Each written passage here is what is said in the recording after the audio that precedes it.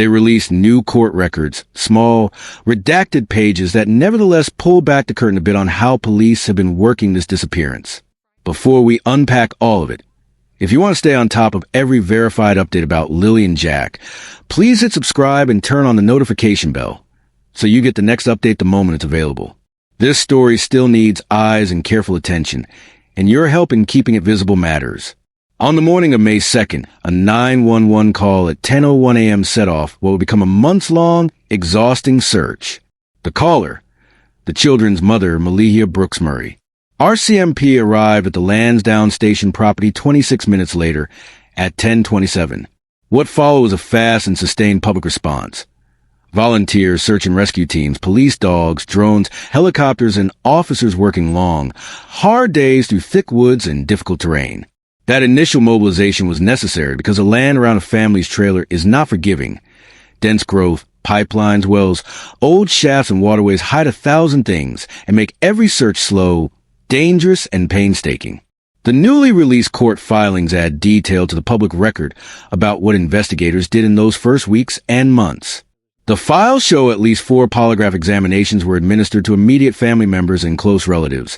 They list seized items, toothbrushes, a sock, and pieces of a pink blanket that family members confirmed belonged to Lily, and they described the technical steps police took to reconstruct movements using cell phone metadata, GPS logs, bank records, and highway surveillance video.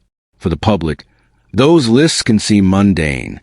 For detectives, however, each line is a tool, a way to verify an account, to place a phone at a time and in a place, to match cash transactions to camera footage, to narrow the noise of hundreds of tips into something useful. One of the most headline-grabbing details is the polygraph results. According to court documents cited in media reports, the initial polygraphs given to Malia Brooks-Murray and her partner, Daniel Martel, on May 12th indicated truthful answers. The documents show the pair took additional polygraphs during the inquiry. The filings say each set of results pointed to truthful responses. The children's biological father, Cody Sullivan, was also examined on June 12th, and his tests were reported as truthful.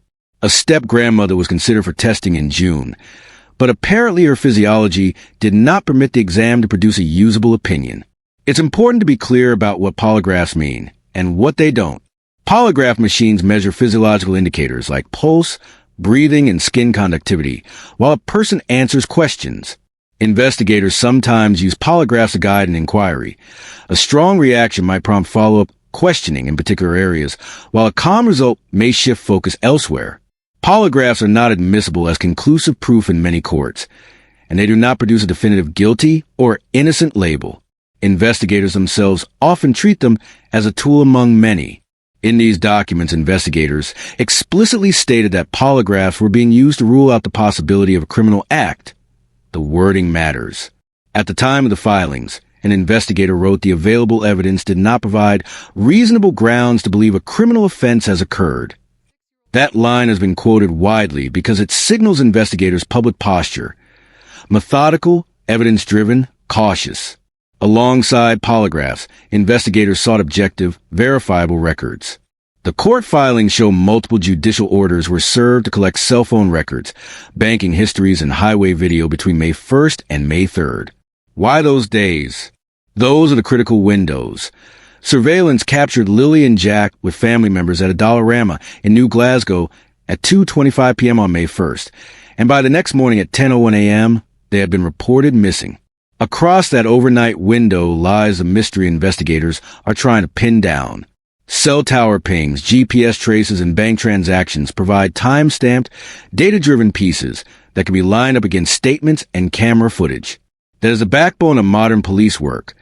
Plug in the digital breadcrumbs and let the data confirm or refute human recollections. The pink blanket has become one of the few concrete items connecting the scene. Family members said it belonged to Lily. Relatives found a larger piece in the woods, less than a mile from the home, on the day the children were reported missing. Another portion of the same blanket turned up in a garbage bag at the end of the family driveway. The blanket and a small sock and toothbrushes seized by investigators have been submitted for forensic testing. That testing can take weeks. Labs look for DNA, fibers, trace materials, and other clues that might link an item to people or places. A boot print impression was also taken from a pipeline trail and examined. Investigators noted impressions in 2 sizes in nearby woods. In a case otherwise thin on physical evidence, such fragments can be crucial if they connect to a person, shoe, or location through further analysis. While the digital and physical work progressed, 740 tips poured in from the public, and investigators processed more than 9,300 video files. That number is staggering, but typical in high-profile missing person cases. Social media attention, news coverage, and grassroots searches often generate a torrent of material. The challenge for investigators then becomes triage. Which tips are credible? Which videos have usable timestamps and metadata? And which are noise or misinterpretation? The RCMP has repeatedly asked people to submit footage and tips through official channels rather than only posting them on social platforms, because properly preserved clips with original timestamps are far more valuable to forensic teams than a re-upload without metadata. The court records also note a witness account of 2 children walking toward a tan or gold sedan on May 2nd. Witness statements like that require careful corroboration. Did the witness note the time? Could the sighting be cross-checked with nearby cameras or cell pings? Witnesses are not always wrong, but memories can be fuzzy and human perception is imperfect under stress. That is why the RCMP continues the painstaking work. Line up the witness account. Check the timing against highway or toll footage. Examine nearby security cameras. And query cell phone and banking logs for anyone who might have been moving to the area in that period. Those careful steps are also taken with the knowledge that early statements by family members sometimes shift under stress. The documents capture small human inconsistencies that occur under trauma. On May 1st, Brooks Murray at first said she put the children to bed at 9 p.m. and later revised that to 10 p.m. She described hearing them giggling, laughing, and talking to each other. In the early hours of May 2nd, before she drifted in and out of sleep and later noticed they were gone. Martell says he was exhausted on the night of May 2nd after searching and believes he fell asleep at 9:09 p.m. Such discrepancies do not automatically indicate deception. Memory is fallible and stress changes how people recall events. But investigators treat them as data to be checked, not as evidence on their own. Public reaction has included questions for agencies beyond police. The children's paternal grandmother, Belinda Gray, publicly asked what role Child Protective Services had played and whether prior concerns might hold clues to the broader context of the children's lives. That part of the conversation points to a deeper reality in many missing children cases. Investigators not only reconstruct a single day, but also look at prior records, any history of welfare checks, service interactions and background context that could reveal risk factors or patterns. Those lines of inquiry are delicate because they involve privacy, the rights of families, and the need to avoid unfairly blaming people without evidence. But they are part of a full, modern approach. You can feel the tension in every described step, data-driven procedures on one side, community anguish on the other. The RCMP statements that they are treating the matter under the Missing Persons Act and that all possibilities remain on the table reflect that tension. It's a posture meant to keep investigative options open while being careful not to declare conclusions that the evidence does not yet support. For people watching the case unfold, that can be frustrating. Families want definitive answers quickly, but investigative rigor often looks slow and bureaucratic because it must be precise. Rushes to judgment can destroy evidence or finger the wrong people. One of the more sensitive elements in the filings is the RCMP investigators' candid assessment that, at that point in time, they did not have reasonable grounds to treat the case as criminal. That sentence has 2 layers. On the one hand, it is a legal threshold, designating a case as criminal triggers specific procedures, powers, and public messaging. On the other hand, a public reading of that sentence can feel cold and cause people to worry police are not taking the case seriously. The truth is more complex. Investigators said they were using polygraphs to rule out a criminal act, not to declare innocence, and they were continuing to pursue forensic analysis and follow-up leads. The investigative posture can and often does shift as new evidence arrives. There are also human stories behind the files. Martell has emphasized he's been open and cooperative with police, claiming investigators know my life inside and out, and saying he was happy to share everything to find Jack and Lily. Other relatives who have taken polygraphs did so under the same heavy emotional weight. For families and friends, the wait for lab results and the slow pace of legal orders is agonizing.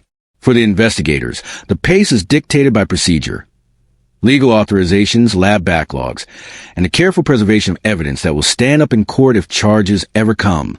This update also reminds us that sometimes the only thing that changes outcomes in missing child cases is one tiny new fact. A scrap of DNA on a blanket, a camera angle that was missed in early reviews, a tip that suddenly aligns with phone ping. Those small pieces can reframe a case in a day. That is why the RCMP's repeated public plea is simple and practical. If you saw something, no matter how small, give it to the investigators rather than only posting it online. If you have footage, preserve it and deliver the original file to police with any context you can provide. Doing it properly is far more likely to move the case forward than a viral, unverified social post. What happens next? Investigators will continue the forensic work on the blanket and the boot print. Forensic labs will try to extract any biological material, fibers, or other trace evidence that can be matched to people or places. The RCMP will continue reviewing thousands of videos and prioritizing tips that line up with verified timelines. They will also analyze the digital footprints of devices used in and around the home, phone locations, Wi-Fi logs, app metadata, to test the various accounts of what happened that night and in the hours before and after. Court-authorized orders for bank and highway footage will remain a part of that cross-check. If a vehicle is seen on a toll camera at a specific time, that is a hard data point that either validates or refutes parts of a story, and the community will keep searching. Volunteers have shown up in numbers since the first days, combing areas that might once have seemed too remote or small to matter. Vigils and fundraisers keep the case in public view, which in turn keeps the investigative pressure on and the tips flowing. That public involvement is double-edged. It pressures agencies to act, but it can also produce rumor and clutter. That is why investigators keep asking for calm, direct cooperation. Call the tip lines, hand over footage, and let the professionals sort the evidence.